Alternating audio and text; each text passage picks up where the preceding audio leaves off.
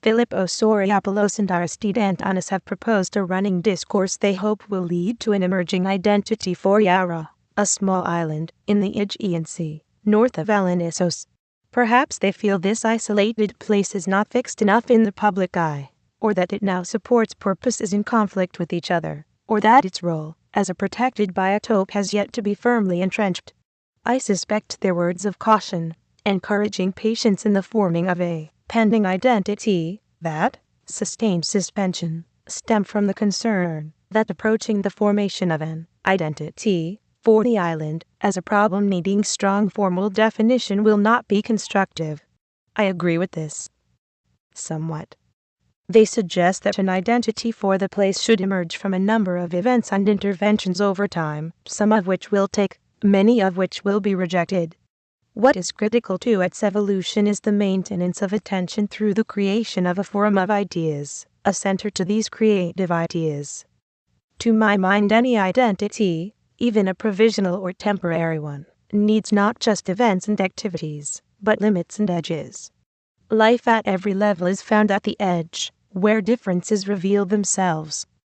If the edges are defined, the centers will take care of themselves.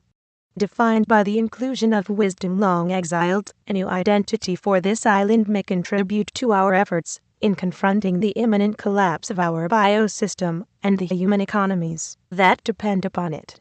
I will not be embarrassed to use words such as forbidden, sacred, sacrifice, fate, abstinence, unknowing, the poetic eye, and metaphoric truth. I had just returned to Athens from the green and rain of Berlin, when I found messages from Aristide asking me to join a weekend boat trip from Volos to the island of Yara, in the northern Sporties. It sounded like a fine opportunity to spend time with minds that like good questions. So next day I was on the bus rolling north, floating by the new industries that had spread out all along the national highway. I am on the quay next morning at 7, as the sun rises through the mist and frees itself from the mountain of Pelion. It is warming as it dissolves the memory of evening dew. And it is good to meet Aristide and Philippos once again, and to join the others on a boat that lies so still on the mirrored morning sea. The name of this wooden craft that will carry us to the past and the future is Odyssey. I think either fate is playing with us, or maybe the gods want to tell us something. To what Ithaca are we bound? What have we to learn about design and identity, to learn about ourselves? And can we resist seduction along the way? A fine windless day is ahead, the captain says. Then the ropes are off cast and we move out into the harbor and head south across the mirror, towards the open passage at the south end of the Pagasetic Gulf. The ride is idyllic. The twin Hyundai engines slip us through the water with quiet Asiatic power. We round the point with the village of Tricari high on our port side. It is easy to see the new roads that have been slashed across the landscape to reach new recreation property developments. At the crest of the hill and usurping the view from the cluster of old island houses stands a new concrete skeleton waiting to be clad as a large villa. I begin to get a bit uneasy, not from the sea, but from sensing what has happened on this marvelous landscape in the 15 years since I made the passage more frequently. From the deck I look out at the unchecked development and wonder what role the forbidden now plays in our lives, for I am getting the feeling that maybe we should not be making this trip, that the Sierra should remain prohibited to us. Why is it we that have a special permit to land there? Is being an elite ever defensible? Are we too going there to consume the place?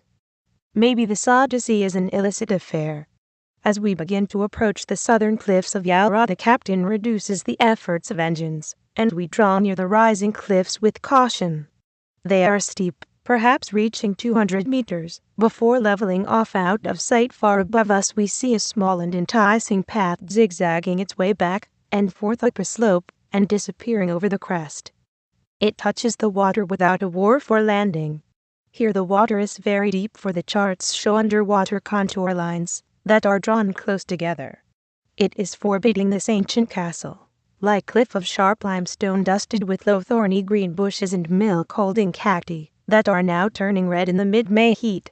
The engines are slipped into neutral, and, As we glide forward ever so slowly, the cliffs rise up high enough to shut out the wind.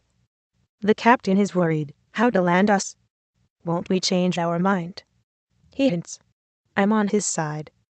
Think what we can imagine if we don't land. I say. But we've come too far, and abstinence doesn't seem to be on the program. I don't say anything about the anger of the Cyclopes. Turning the boat, the captain orders one of the heavy anchors to be let go, and more than 200 meters of chain are rattled out over the cleat, until he is confident it's reached bottom. Then the stern lines are thrown and made fast, and one by one our team walks the swaying plank, and is helped to shore by 2 of the crew members. We are drawn quickly up the path, all 40 of us. Some, mostly women, reach down to pick oregano, that is just days away from flowering, and clutch at the pink wildflowers that smile at us from between the rocks. Under that oven of a sun we soon reach the level area, and walk easily towards the cluster of walls and buildings that are the residence of the guardian of the island. His dwelling is built into an old monastery, and we see that the small church is still intact. The complex is surrounded by a gated wire fence that keeps the goats from eating the rind of wildflowers, and green within. It is clear that these voracious mammals are predators that have destroyed the biodiversity of this landscape. Inside the compound beside the small church there's an attached sleeping room, a storeroom, several outbuildings including an oven, and a number of other smaller structures sinking in a state of advanced decay. The guardian and his wife have made this place beautiful with simple, yet elegant moves. Gathering water off roof in the winter rain, there is a cistern large enough to serve both of them and their mule, and a flashing team of photovoltaic cells provides him enough power to pick up the news on a small TV. He's made small constructions, alterations, and attachments to the courtyard that include a pergola to support the grapevine that is now throwing deep and welcome shadow onto his courtyard. It is a finely detailed place, a testament to immediacy, intelligence, and limited means. We ask him about the monastery, when it was inhabited, what happened to it. He leads a few of us into this small church,